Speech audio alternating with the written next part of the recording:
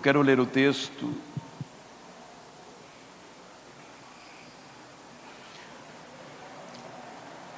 na carta aos Gálatas, capítulo 1, versículo 13 e 14.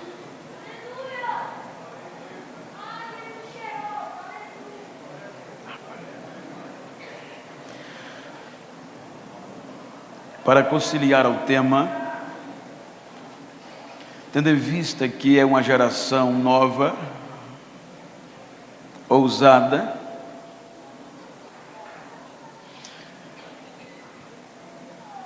e o poder do Evangelho. Capítulo 1, versículo 13, que está no contexto da proposta, diz o seguinte: porque vocês ouviram qual foi, no passado, o meu modo de agir no judaísmo, como de forma violenta eu perseguia a igreja de Deus e procurava destruí-la. E na minha nação, quanto ao judaísmo, levava vantagem sobre muitos da minha idade, sendo extremamente zeloso das tradições dos meus pais. Queiram sentar-se, por favor.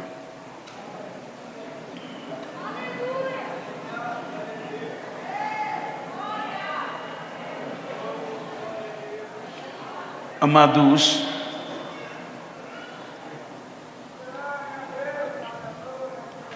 com base na proposta temática,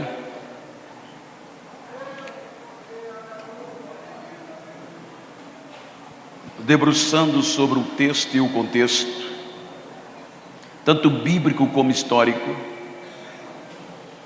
deparamos-nos com uma preocupação prévia do apóstolo Paulo, tendo em vista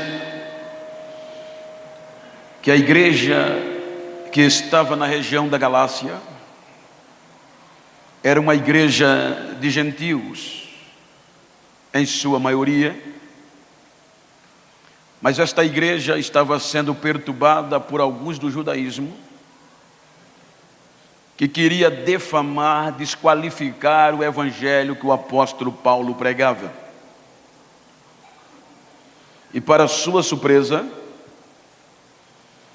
ele lamenta acerca de que aqueles que ele tinha ganho para Jesus tão depressa, estava desistindo da fé.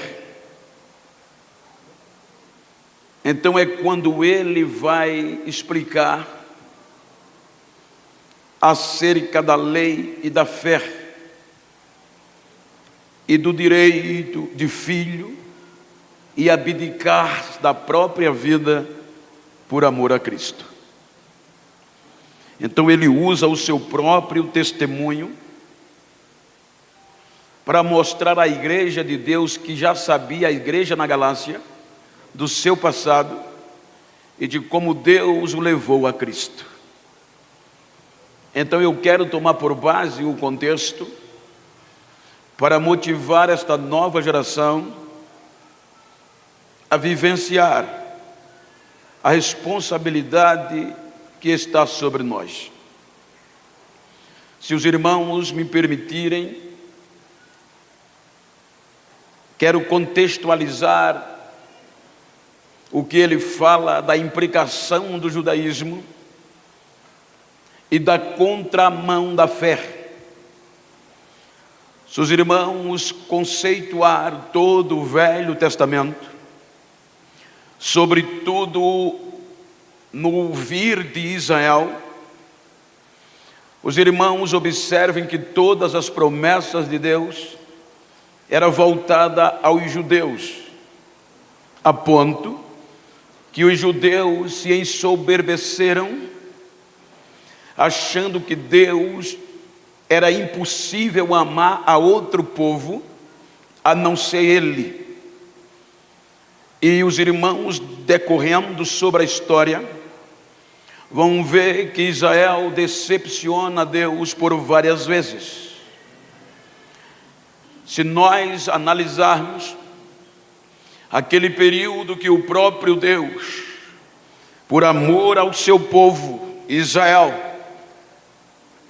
ele interage, levanta os profetas, e estes profetas, com o nome de Deus, não foi suficiente ou não foram suficientes à altura de converter o coração de Israel. Então Deus resolve o silêncio. Já que eles não querem me ouvir, eu vou silenciar. Então vem o período intestamentário. A Bíblia diz que é silêncio absoluto de Deus com Israel.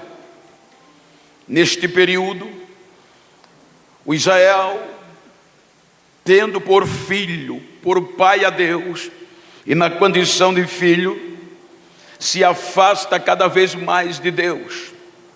Nós ouvimos a princípio do culto, depois da leitura oficial, que nós não somos moldados conforme a cultura, mas pela palavra.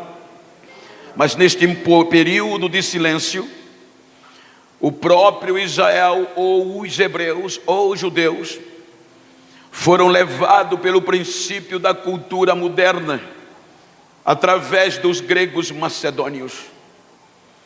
Então o princípio da cultura pós-moderna dentro de Palestina tira os bons costumes e os bons princípios de uma nova geração que estava surgindo no contexto, a ponto que a história diz que os jovens hebreus que tinham aptidão de profeta, que tinham aptidão de sacerdócio, perderam a aptidão, perderam o desejo, se entregando à pós-modernidade grega. Posteriormente vêm os romanos. Quando os romanos vêm, ou seja, além da cultura predominar, agora vem o contexto político, pelo poder da influência. Então este poder, ele não vai influenciar meramente só a população, mas ele aguça o poder sacerdotal. A religiosidade, o judaísmo, agora é levado ao ponto máximo do interesse e esquece o princípio de filho e de fé. Agora eles prevalecem acerca da sua própria interpretação da lei. A lei que é por conta disso que grupos religiosos que antes ou dantes já existiam, começaram a eclodir de uma forma evidente, porque havia interesses políticos, econômicos e partidários. Vejam que a cúpula do judaísmo era formada pelos saduceus, pelos fariseus e os escribas. Estes eram os homens, era o maior alta cúpula do judaísmo, sendo que o grupo dos saduceus eram os responsáveis por todo o contexto administrativo, por todo o contexto religioso, por todo o contexto sagrado, porque neste grupo estava alocado o sumo sacerdote, a maior autoridade política da época, cantor Eude. Então, quando nós observamos o contexto, este grupo era o top line, era o mais alto no poder conforme a lei. Porém, eles abdicaram da fé acerca dos interesses, até que não acreditavam mais em ressurreição, porque eles faziam menos caso da tradição oral. Do contrapartida vinha os fariseus, que eram um grupo popular. Os saduceus eram fechados, porque só fazia parte dele pessoas da alta cúpula, pessoas de muito dinheiro, sacerdote de influência ou familiares dos próprios. Os fariseus eram um grupo popular, mas combatia com os saduceus acerca da vida após a morte. Então vinham os essênios, os zelotes e os herodianos. Cada grupo defendia a sua tese, e isto era grupo religioso, eram homens judeus tirados a dedos da tribo de Levi, que foram contagiados pelo contexto político e cultural da época. Politizou a religião. Agora diz a história que o judaísmo, com todo o amparato, eles começam a regredir no contexto da fé, porque espalhado entre os saduceus, os fariseus e os outros, tinha um grupo muito fundamental para a formação de uma nova geração, que era os escribas. Os escribas não era meramente um grupo religioso, mas era a classe educacional, eram os doutores, eram os homens responsáveis para debruçar, para ler a lei de Moisés e extrair dela a observação para aplicar no contexto cotidiano de Israel, cuja finalidade legal era facilitar o acesso a Deus pelo viés do amor. Porém, o interesse foi largado tão de lado que agora esse próprio grupo educacional vai interpretar a lei conforme a necessidade ocasional. Em vez de facilitar o acesso a Deus, eles pioravam com as suas interpretações fechadas, cada dia mais afastando os judeus de Deus. E se ele afastava os judeus do direito de filhos de Deus, imagina os gentios, os povos. Eles não tratavam como gente. É por aí que vem a segregação. A segregação, ela vem de uma forma abrupta, ela vem de uma forma cruel, a ponto que a história e a Bíblia nos mostra que estes escribas agora vai esculuchar, vai abandonar, vai deixar de lado, por meio das tradições, a quem não podia ter acesso a Deus.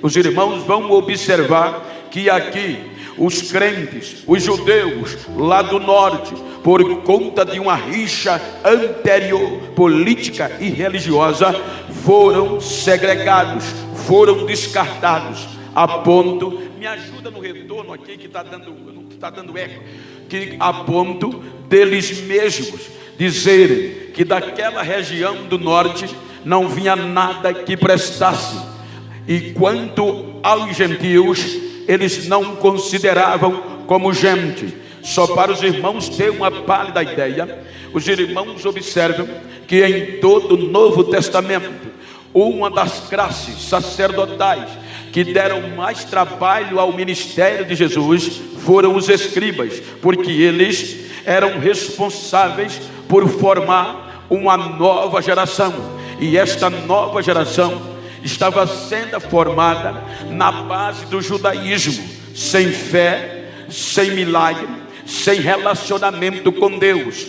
Era uma geração voltada política e religiosamente, praticamente falando, sem acesso a Deus.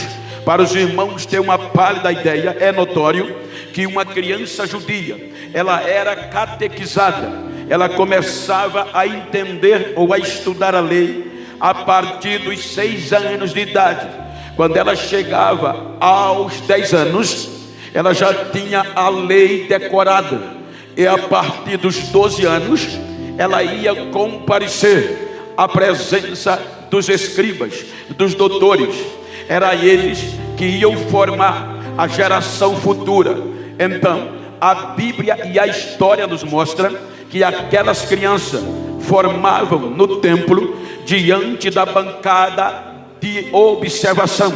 E quem era? Os escribas. Eram eles que iriam determinar se aquele jovem tinha aptidão discipular ou não. Então eles iam perguntar acerca da lei, o que eles aprendiam acerca da lei. Então os jovens respondiam, e quanto melhor fosse a resposta, mais aprovado era. Porque os irmãos hão de convir que agora, quando eles aprovavam, aquele discípulo, aquela criança, na tradição, ele tinha o direito de escolher qual do mestre ele ia ser seu mestre, qual daquele escriba ele ia escolher para aprender aos seus pés. Então era assim que funcionava. Porém, se fosse um jovem do norte, eles descartavam. Os irmãos hão de perceber que o próprio Jesus passou por isso.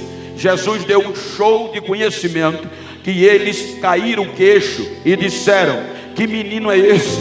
De onde vem tanta sabedoria? Aí disseram: é do norte, é de Nazaré. Eles descartam, porque para ele havia interesse partidário, político e de influência. Então eles só escolhiam o que eles achavam os melhores dentre os melhores, e sobretudo da Judeia. Então era assim que funcionava. Vejam que eles descartaram a Jesus, e passaram os 17 anos, cada vez mais o judaísmo afundando nesta observação. Seus irmãos observaram, o templo em Jerusalém era formado de muita estrutura política, econômica e de celebridade.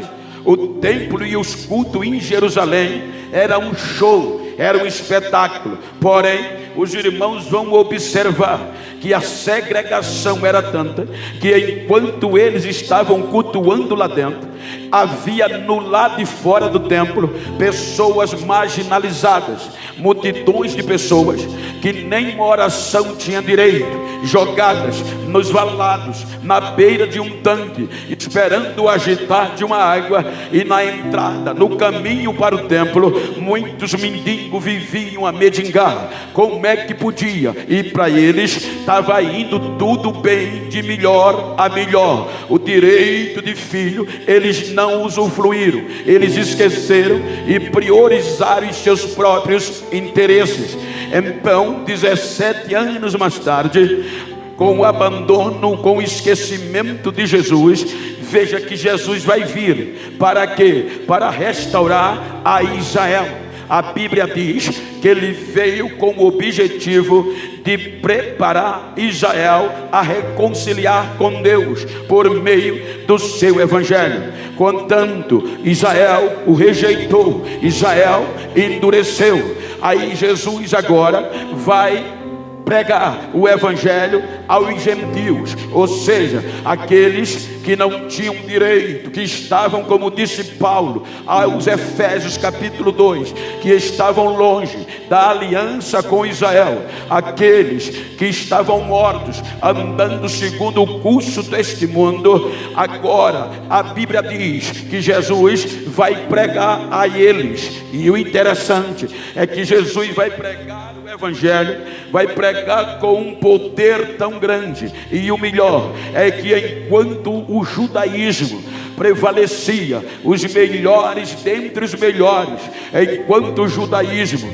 escolhia só os top, os grandes celebridades, Jesus agora vai formar um grupo de inexplicáveis discípulos. Ele não vai na faculdade em Jerusalém, ele não vai procurar diploma, ele vai selecionar um grupo de jovens leigo, sem analfabeto, sem cultura, mas preparados para não desistir, preparado para a dureza do evangelho.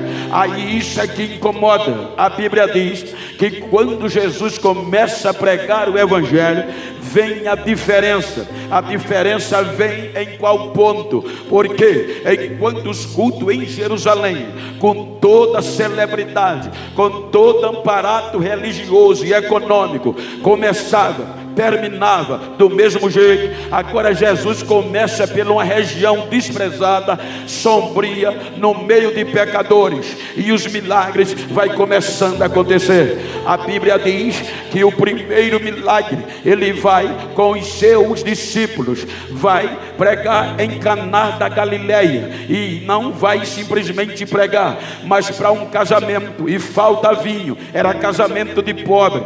Quando ele transforma a água em vinho, a notícia se espalha e vai se espalhando. Para melhorar, a Bíblia diz que ele é expulso de Nazaré, porque se disse filho de Deus. Faz morada em Cafarnaum. Quando ele chega em Cafarnaum, a Bíblia diz que juntava na cidade de Cafarnaum pessoas de toda a Nazaré. Vinha pessoa da Judeia, da Itureia, da Idumeia e até dos gentios da Sírio-Fenícia aceitar a ele, e trazia os seus enfermos e os seus endemoniados, e Jesus expulsava os demônios e curava a todos que padeciam de enfermidade. E isso vai chamando a atenção, e isso vai provocando um tumor em Jerusalém, porque em Jerusalém não tinha poder, só tinha aparência, só tinha ouro, só tinha riqueza, só tinha celebridade. E lá no meio dos pobres, no meio da miséria, Jesus estava fazendo revolucionar pelo poder de Deus. Em Jerusalém tinha o poder do homem, mas em Jesus era o puro poder de Deus, era o puro poder de Deus explícito lá na região do norte. Segura aí. Segura aí. Então a notícia vai se espalhando, a notícia vai se espalhando, e os milagres vão acontecendo a cada vez mais. Então chega em Jerusalém, e os de Jerusalém mandam quem?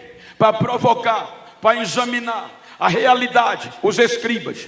E os escribas vão investigar os milagres e a mensagem de Jesus, e não encontraram erro algum. Aí Jesus vem a Jerusalém. Quando Jesus vem a Jerusalém, a Bíblia diz que ele não vai para o templo, mas a multidão vai aonde estava ele, e ele começa a pregar. Aí a notícia chega no templo, aos sacerdotes: Jesus de Nazaré está na cidade, e a multidão está na praça ouvindo ele. Aí agora vem o primeiro projeto para parar o direito dos gentios através de Jesus. Os sacerdotes disseram: manda os soldados prendê-lo. E quando os soldados vão, não conseguem prendê-lo. Jesus estava pregando. João capítulo 7 diz que quando eles voltam decepcionados. E os discípulos, os sacerdotes perguntam: por que vocês não o trouxeram preso? Aí os soldados bradam: a gente nunca ouviu ninguém pregar daquele jeito. A gente foi impactado pela pregação dele. Primeiro o plano deu errado. Aí, para piorar, Jesus vai lá em Betânia, e um morto de 4 dias, que o judaísmo na tradição dizia que se alguém morresse, já que os saduceus, a cúpula, não acreditava em ressurreição, os fariseus diziam que até 3 dias havia esperança de ressuscitar. Mas agora Lázaro estava podre com 4 dias, e Jesus chega em Betânia, faz o milagre na vida de Lázaro, e isso eclode em toda a Betânia e entra em Jerusalém. Algo sobrenatural ele fez. O morto Lázaro estava podre de 4 dias, e ele ressuscitou. Então houve um alvoroço. Aí Maria e Marta faz um culto em ação de graça. E quem estava no culto? Jesus. Quem estava sentado ao lado dele? Lázaro, que há 4 dias estava podre, agora estava dando glória a Deus. E o pior, a Bíblia diz que as pessoas iam para Betânia não só por conta de Jesus, mas só em olhar para Lázaro já aceitava a mensagem do Evangelho, e isso impactava aquela geração. Os escribas foram inspecionar, voltaram e disseram tudo o que havia ocorrido. Aí, para tirar a nossa esperança, disseram: vamos matá-lo. Aleluia. Não adianta mais prendê-lo, vamos matá-lo. E agora procuraram ele para matar, com os dois objetivos: primeiro, denegrir a sua imagem; segundo, afastar essa ideia dos discípulos, porque para eles eram ignorantes, não eram os melhores dentre os melhores. Prendem Jesus de uma forma abrupta. Veja que a prisão de Jesus, os discípulos correram, só 2 ficaram de longe, e mesmo assim um negou, dizendo que não conhecia, e um dos mais próximos. O interessante é que a partir daqui, se você ler a lei, o que o judaísmo pela lei sustentava, Deuteronômio, era que maldito de Deus era todo aquele que fosse pendurado no madeiro, crucificado. Pela lei romana era vergonha. Então pegaram os 2 pontos mais pejorativos, tanto da lei como da lei de Roma, da lei de Moisés e da lei romana, para matar Jesus, para denegrir totalmente a sua imagem e afastar toda a possibilidade de a obra continuar. Ou seja, então levam Jesus à cruz. Veja que a morte de cruz era um projeto que tinha tudo para dar certo para eles. A regeneração era quase que impossível. Delaceraram Jesus, levaram ele ao ápice da vergonha e o ápice do sofrimento.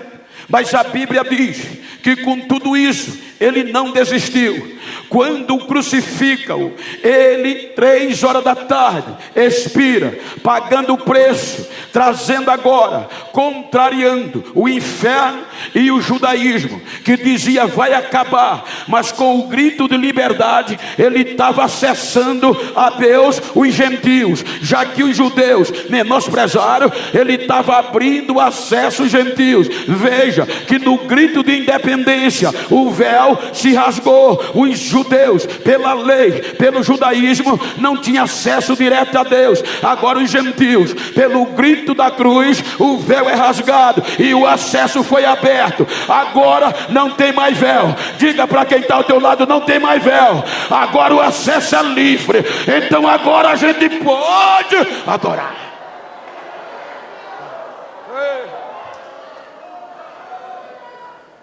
Mas foi embora a esperança.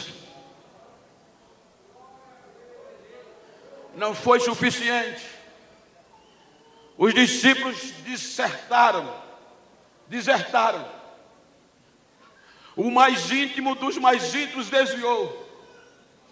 A mulher mais crente, ou uma das mais crentes do Novo Testamento, Maria Madalena, no 3º dia vai ao sepulcro, não na esperança de ver Jesus vivo, mas para embalsamar o resto mortais do seu corpo.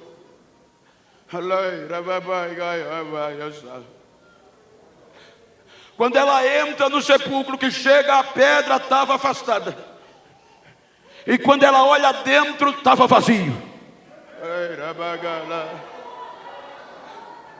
Ela sai e vai chorar fora. Vem 2 anjos e pergunta a Maria: ô mulher, por que choras? Ela diz: porque levaram o corpo do meu Senhor. Olha o desespero. Os anjos dizem a ela: não, Maria, ele está vivo.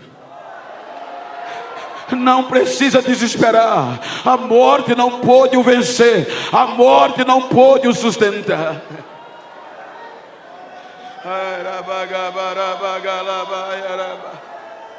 Não foi suficiente.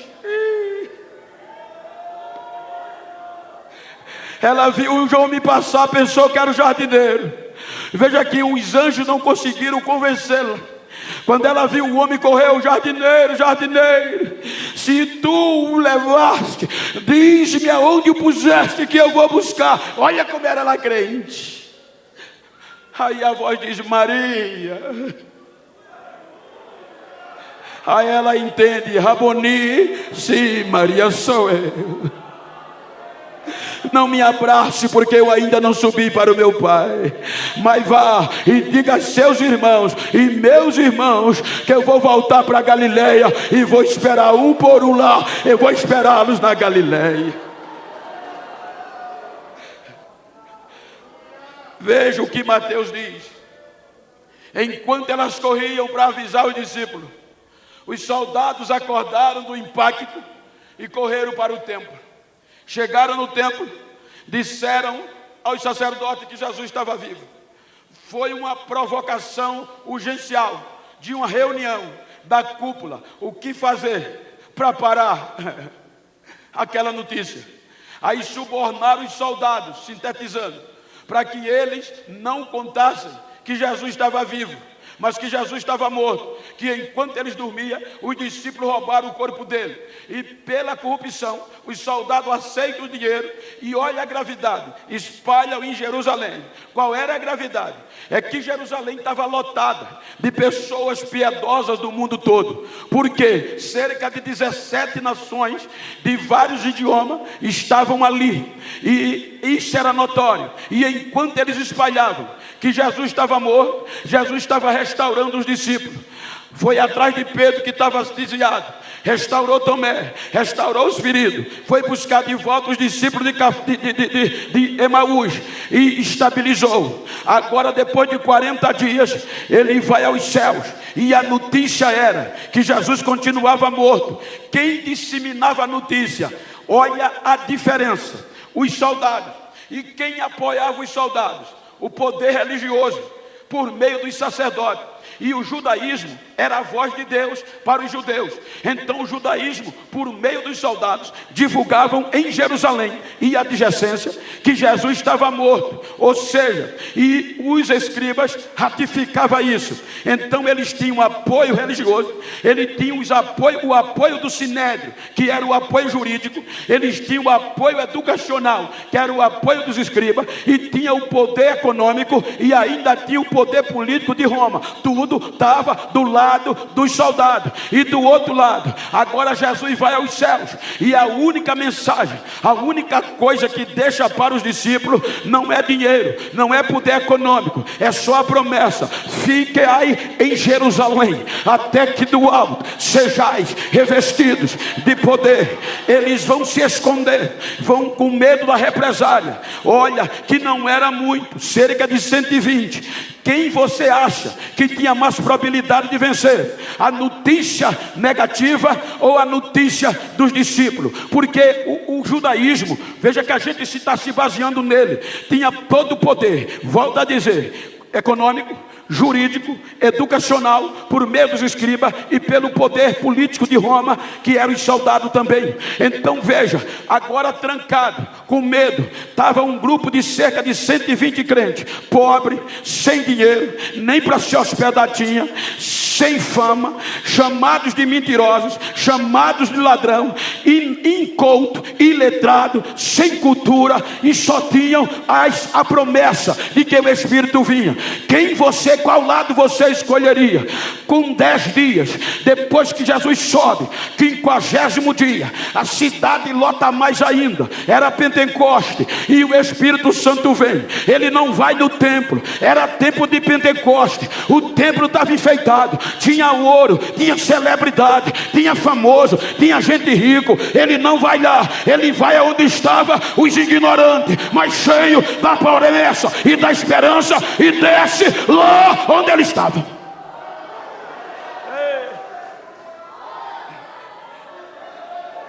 Jerusalém tinha poder de homem, o cenáculo tinha poder de Deus. Cerca de 120 crentes fazem um barulho tão grande que chama a atenção de toda Jerusalém.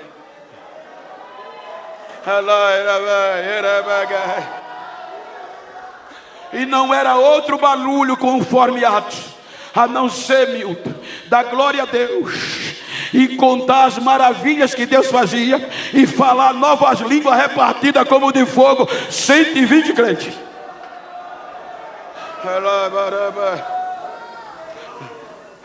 Qual é um dos maiores problemas da nova geração? É que estão querendo tirar isso de nós.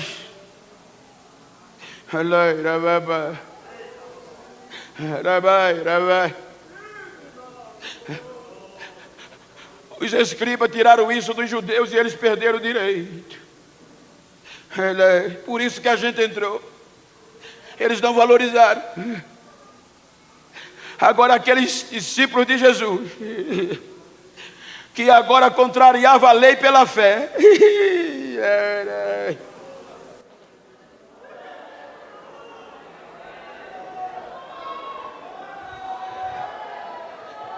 Começaram a impactar, a ponto que a cidade estava cheia.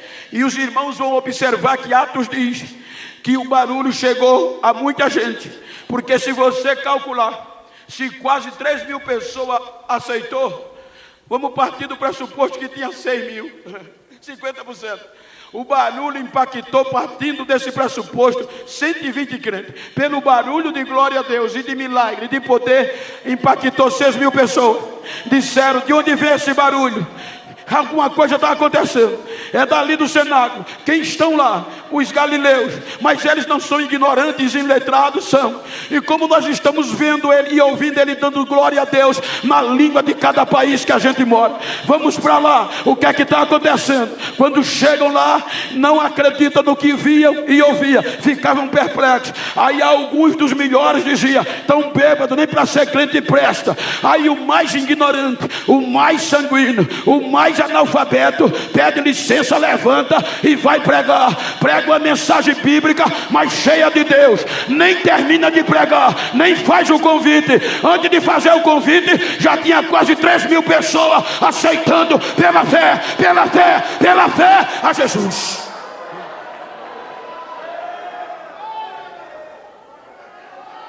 Quase 3.000 pessoas aceitaram a Jesus. Para piorar, ninguém sustentava mais. Com a cura daquele coxo, aí ninguém podia mais sustentar. Os milagres eram constantes e ninguém podia mais parar aquele povo. Era uma geração de fé. Esqueceram as tradições da lei e agora combatia pela fé. Do lado do judaísmo estavam os melhores dos melhores.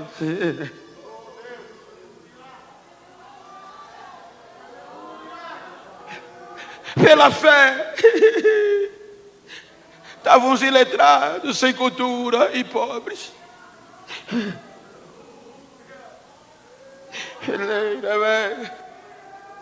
Enquanto o judaísmo tinha apoio político, religioso, econômico e jurídico,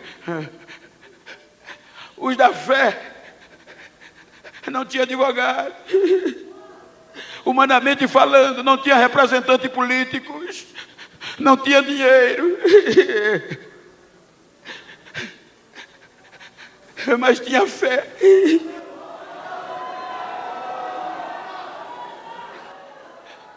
Vai ao templo, dá-lhe uma esmola. Não temos ouro nem prata,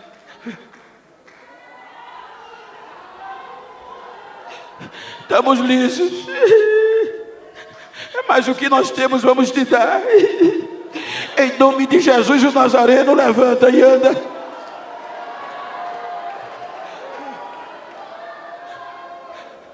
Aquele homem entrou saltando, cantando e pulando no templo. O templo estava lotado. Quando a multidão viu aquele homem que todo mundo sabia que era coxo, cantando, adorando, saltando e louvando a Deus, e Pedro e João pregando, o número lá dentro foi para quase 5.000 de pessoas que se agregaram a Jesus. A oração do judaísmo pegou fogo e virou culto pentecostal. Aí se reuniram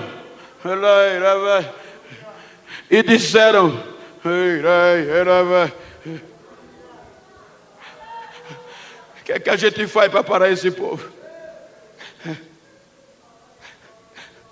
Um sinal foi feito e ninguém pode negar. Atos 4 diz que as autoridades do judaísmo olhavam e vendo a ousadia de Pedro e de João, sabendo que eles não tinham leitura e eram incoutos, sem cultura, ficavam perplexos e diziam: só pode ser Jesus que fez isso.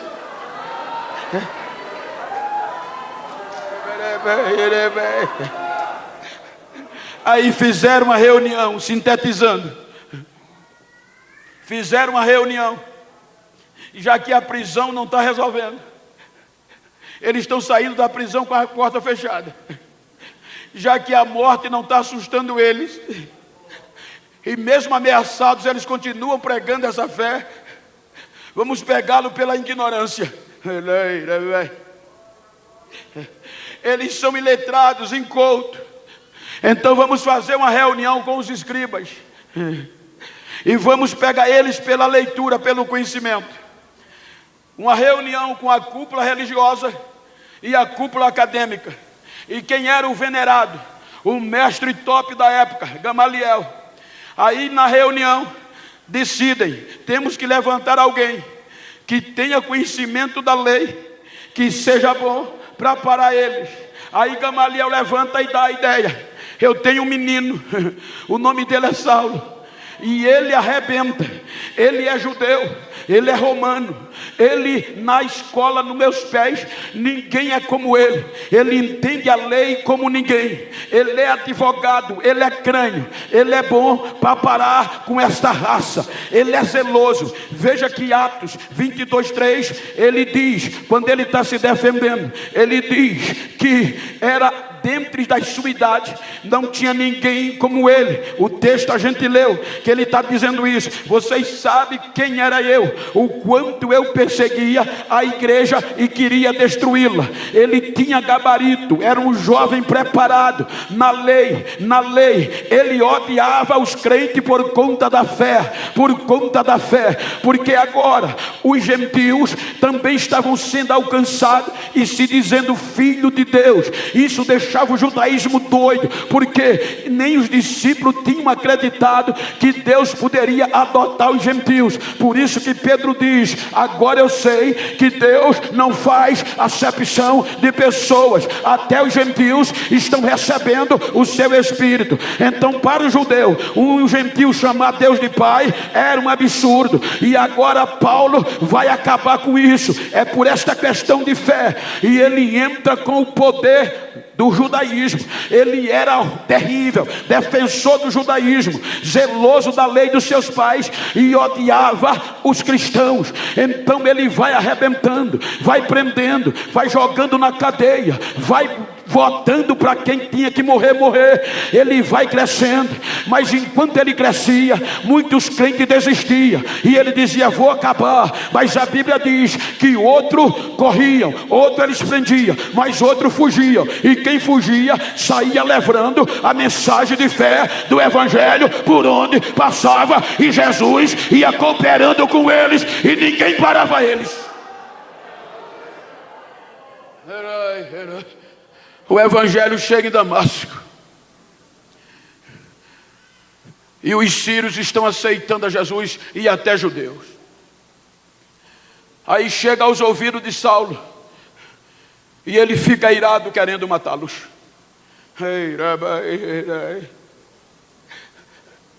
Eu vou lá e vou trazê-los presos. Se eles não desistirem, eu mato lá mesmo.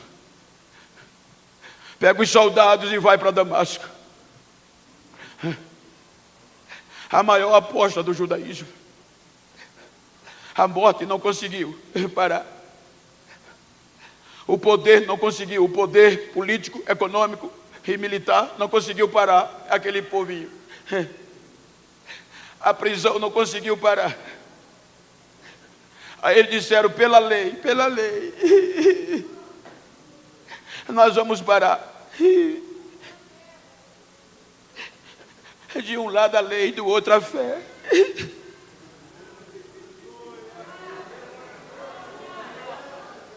Eu vou matá-los. Eu vou matá-los. Ele vai para Damasco, os soldados. Quando vai chegando perto de Damasco, perto do meio-dia, a hora que o sol brilha mais, a hora da maior explosão da glória do sol, desce uma luz do céu que brilhava mais do que o sol.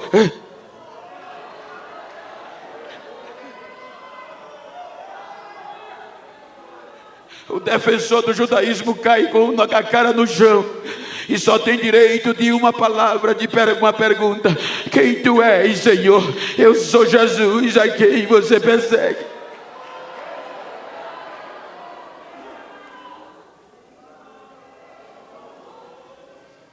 Já chega em Damasco, crente. O judaísmo perdeu, orando e jejuando. Aí, para ele saber que o poder de Deus independe da sapiência humana, é isso no que eu quero me ater. Não é errado estudar, gente, é mais que aprazível. Mas um dos maiores problemas da minha geração é que nós estamos debatendo muito conhecimento. Nós estamos ovacionando muito o homem.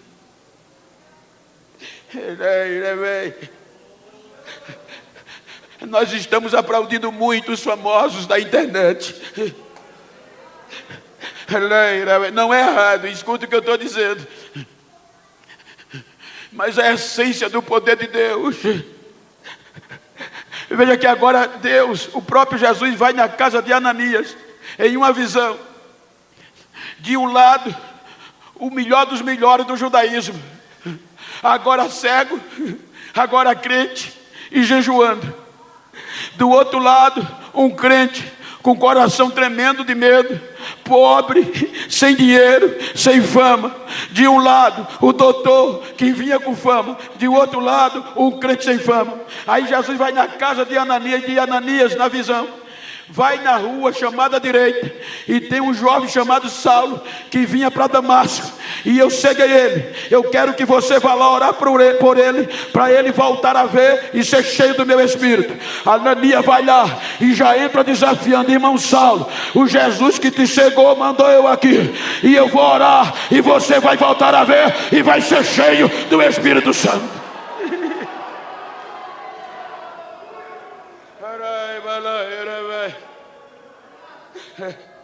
Não demorou muito. A maior aposta do judaísmo, que defendia com unhas e dentes e odiava a igreja, estava dizendo: a vida que eu vivo, eu não vivo mais para mim, mas é para Ele, porque Ele me deu direito, por meio de Cristo, de ser filho. Ele agora vai dizer: eu não me envergonho do Evangelho, é poder de Deus para a salvação de todo aquele que crê. Ele agora está cheio de Deus, pregando este Evangelho. Ninguém sustentou.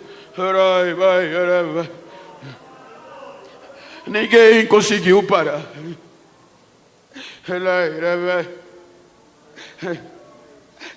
Veja, gente, que a vida que eles viviam não tinha mais valor. Decapitados foram. A história diz que quando Paulo foi decapitado, veja que há uma diferença do homem e o menino, mas o Evangelho não muda, ele é o mesmo. Veja que ele não muda. Olhe para cá, o homem e o menino. Timóteo era um menino, vamos dizer 18 anos. Paulo passava dos 60. Como interagir? Por exemplo, hoje, se eu estou numa mesa com o meu pastor, os meus netos chegam, eles não entendem a nossa língua. A linguagem dele é diferente. O que é que interage entre o homem da minha idade e a juventude? É a palavra. Veja que Timóteo vai ouvir de Paulo: Timóteo, vão vir dias difíceis, de homens avarentos, amantes de si mesmo. e de pessoas que vão querer ouvir o que é bom para os seus ouvidos, mas a verdade da palavra eles não vão querer ouvir, vai causar comichões nos ouvidos. Mas portanto, Timóteo, não muda, continua pregando a palavra da verdade. A palavra é quem faz a diferença. Outros foram esfolados, mas não desistiram, crucificados, não desistiram, venceram o império, venceram o poder político, venceram as mais altas atrocidades, pregando o evangelho da fé, com direito de filhos de Deus. Veja, os que moviam eles não era mais o direito de viver. A história diz que jovens no primeiro século foram dilacerados, jovem como você, filha, que os seios eram arrancados por meio do evangelho, jovens como vocês, que eram esticados nos balcões de mutilação, mas eles não viviam mais para ele, eram os algozes dizendo: vocês têm que desistir. Eles diziam: não, vocês vão nos quebrar, mas eu não posso desistir, que eu não vivo mais para mim, eu vivo para ele. Eles não desistiam. Tiraram a Bíblia de circulação, mas não conseguiram parar. Vieram as indulgências plenárias, mas não conseguiram parar. Veio o iluminismo, liberalismo teológico, não conseguiu parar.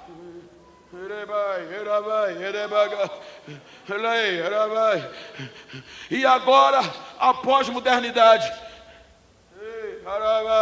A pós-modernidade está aí, querendo tirar a nossa raiz, querendo nos levar para o formalismo. Nós somos formados pelo poder do barulho pentecostal. A igreja pentecostal, você pode ver que ela não apareceu conhecida pela mídia, ela é antes da mídia. Mas era aquele barulho, cornetinha em cima do teto, a 1 quilômetro, a 2 quilômetros da igreja, a gente via o barulho de línguas estranhas. Congresso de jovem não dependia de pregador nem de cantor. Jesus batizava nos ensaios. O congresso pegava fogo até no hino 15 da harpa. Era jovem batizado, profetizava, interpretava e rodava no pé só. Precisamos voltar ao princípio.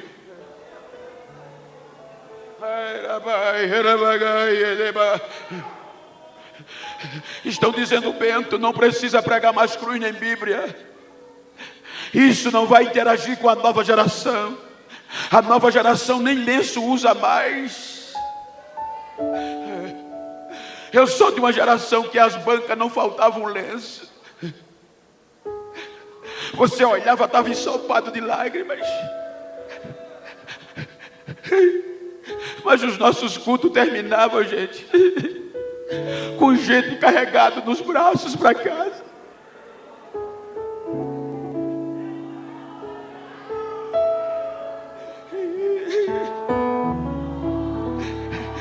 Olha para quem está ao teu lado e com o peito cheio de ar, diga para ele: é o século 21. Mas com mais força, é o século 21. Agora é a nossa vez.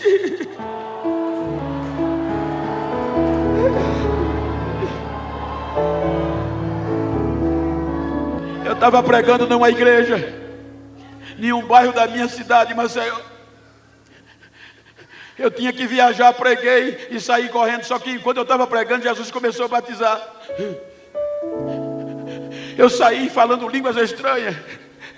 Cheguei em casa 1h da manhã, que fui preparar para viajar. O telefone toca entre 1 e 2. Era um irmão dizendo: pastor, a minha irmã não pôde voltar para casa, eu trouxe ela nos braços falando línguas estranhas. E até agora ela não parou de falar línguas estranhas, pastor. O meu irmão estava afastado nas drogas, Quando chegou em casa, viu minha mãe falando em línguas estranhas e ficou aperreado e foi suando. Disse: que calor é esse? Eu vou tomar banho. Tomou banho e o calor não passou. Aí só teve um jeito de botar a cara no chão, voltar para Jesus. E ele dizia: Jesus está renovando ele, ele também está falando línguas estranhas. Essa é a nossa história.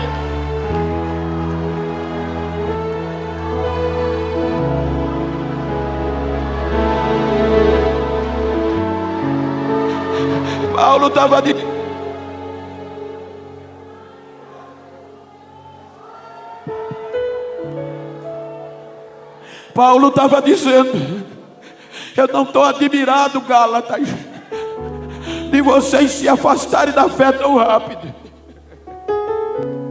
Você está dando ouvido ao judaísmo, não foi pela lei, foi pela fé, por meio da graça. Tem lugares hoje, gente, pentecostais, que não se vê mais línguas estranhas. Tem lugares hoje que não se ouve mais línguas estranhas. Igreja pentecostais que é proibido falar línguas estranhas, para não assustar ninguém. O culto começa como judaísmo frio, termina pior. Muitos lugares, Bento prega devagar, porque o povo está sensível por conta da pandemia.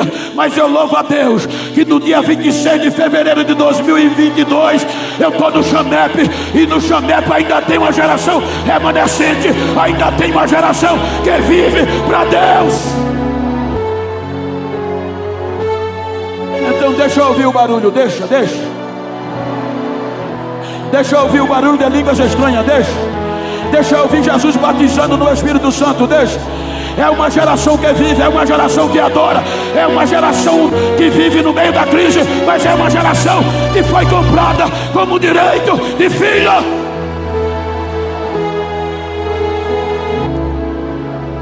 Fique de pé, por favor.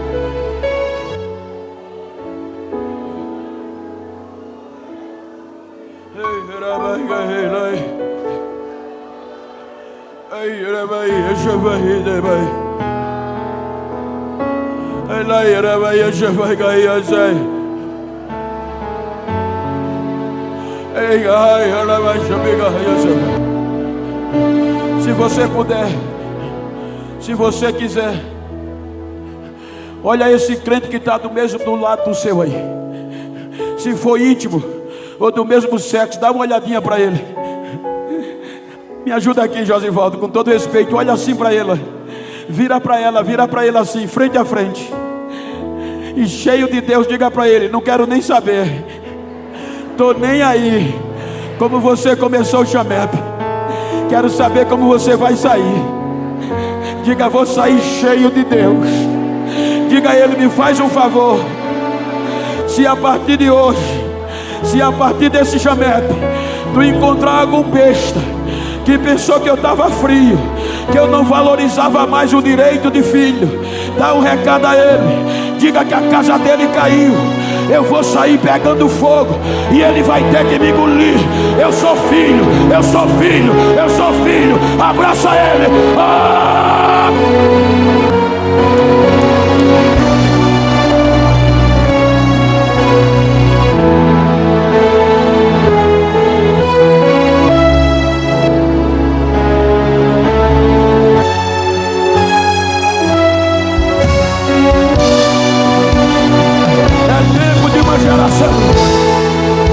É tempo da nossa hora.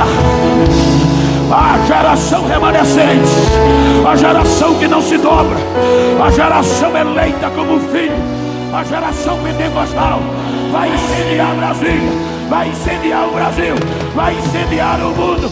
O Espírito Santo está levantando uma geração poderosa no meio desta crise. Adora, adora, adora, adora.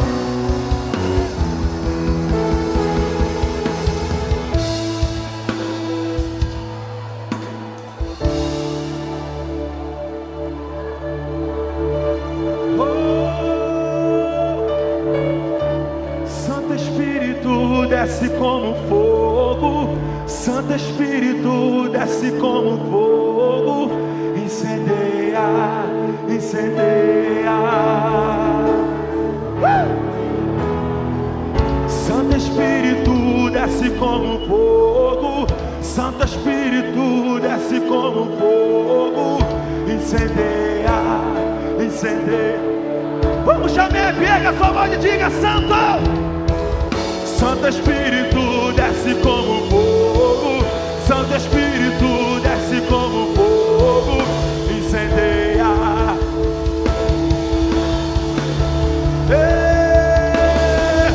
Santo Espírito desce como fogo, Santo Espírito desce como... Diga! Incendeia, incendeia, diga! Incendeia, incendeia, incendeia, incendeia. Pega a sua mão e diga: ficai em Jerusalém,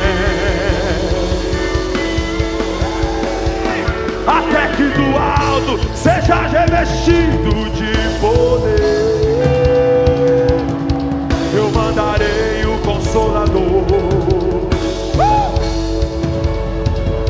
e quando vier, Ele dará graça e temor. Vamos, vamos! Os desistiram, voltaram pra casa, mais 120 ali ficaram, quando de repente ouviu-se um som, e dos quatro cantos um berro. Diga! Vem como labareda de fogo, vem como labareda, e pousa sobre cada um de nós, e pousa sobre cada um de nós. Vem como labareda de fogo, vem como labareda, e pousa sobre cada um, e pousa. E vem com teu fogo, reacende a chama, sopra teu vento, vem nos inflama. Aqui estamos, Senhor, aqui estamos. Vem com teu fogo, reacende a chama, sopra teu vento, vem nos inflama. Aqui estamos, Senhor. Vamos, vamos, vamos! E vem como labareda de fogo, vem como... E pousa sobre cada um de nós, e pousa. Vem como labareda de fogo, vem como...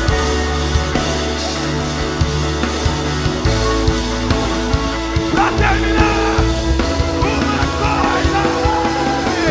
uma coisa vou pedir.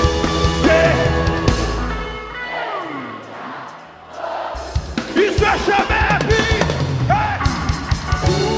Uma coisa vou pedir: deixa eu ficar neste lugar todos os dias.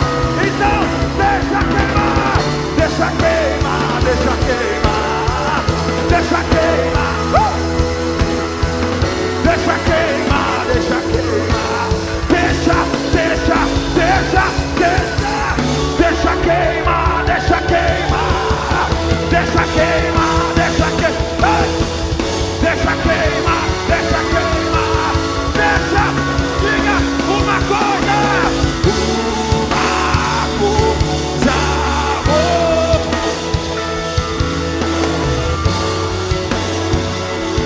todos os dias dá-me uma coisa, vou ver, deixa eu ficar neste lugar.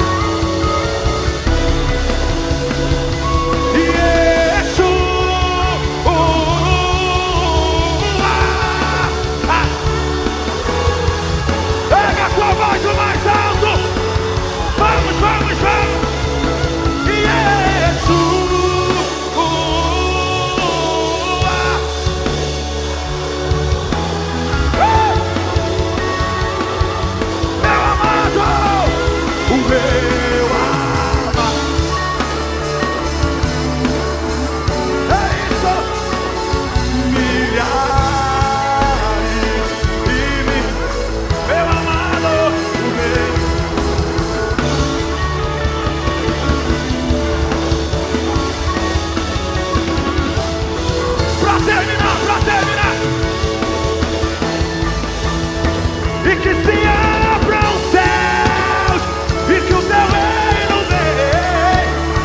A nossa fé está. Vai, vai, vai. E que se abra céus abertos, céus abertos, céus abertos, céus. Yeah. Que os céus fechados.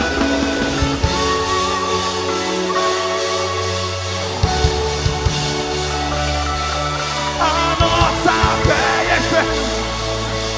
Vamos, vamos, vamos. Que os céus fechados sim. Teu rei. A nossa fé é esperta.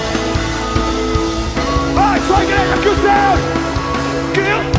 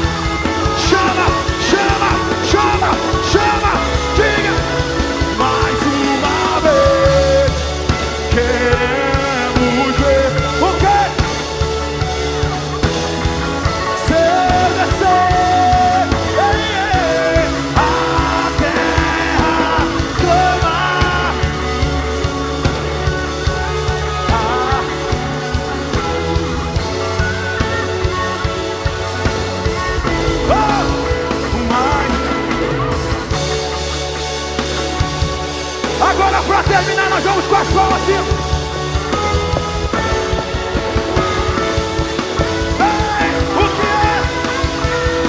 O que é que os anjos veem, que os fazem? O que é que os anjos veem, que os fazem cantar? Vamos, vamos, vamos, vamos.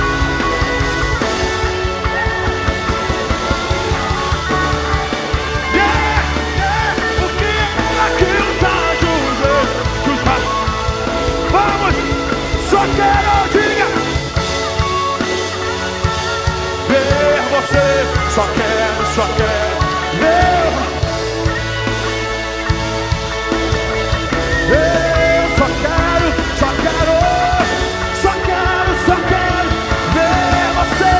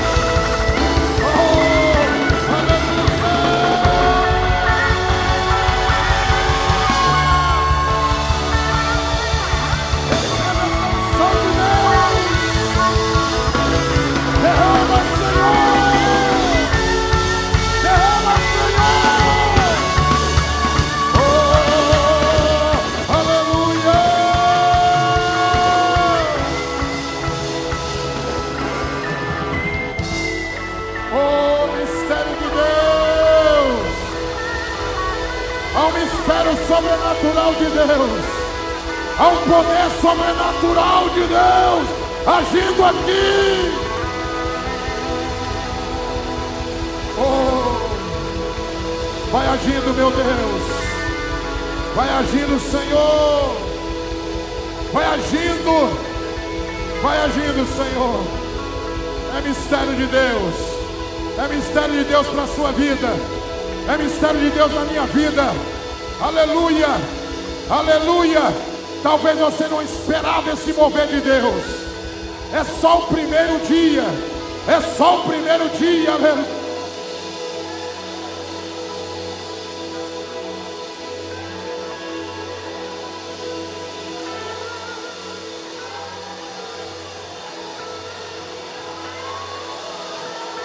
Aleluia. Tem algo acontecendo aqui. Aleluia. Aleluia. Eita glória. Eita glória. Fala em línguas agora. Receba o batismo com o Espírito Santo agora. Fala em línguas. Fala em mistério com Deus. É Chamepe. Xarabaço de caragachou.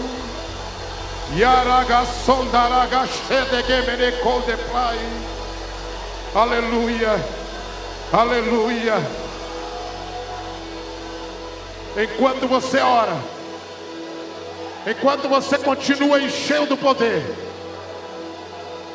onde está aquelas pessoas que entraram por esta porta, ou estão ali no anexo, ou estão assistindo em casa? Onde estão as pessoas que querem ser filho? Onde estão as pessoas que querem ser filho esta noite? Aleluia. Quem quer ser filho? Quem quer ser filho aí? Sai do seu lugar, vem à frente. Nós vamos orar por você. Você vai a partir de hoje ser uma nova criatura em Cristo Jesus. Onde estão os filhos afastados? Os filhos que se afastaram da casa do Pai. Deus te espera. Deus te espera. Deus te chama. Deus te espera. Retorna. Retorna agora para a casa do Pai. Aleluia. Onde está? Onde estão os filhos? Onde estão os afastados? Volte hoje para a casa do Pai. Volte hoje. Eu quero orar juntamente com a igreja pela sua vida. Ajude essa pessoa a chegar aqui. Ajude esse jovem, esta jovem, chegar aqui à frente em nome de Jesus. Onde está os filhos? Seja filho. Você quer ser filho? Você quer ser filho? Você quer ser filho? Está aqui uma jovem.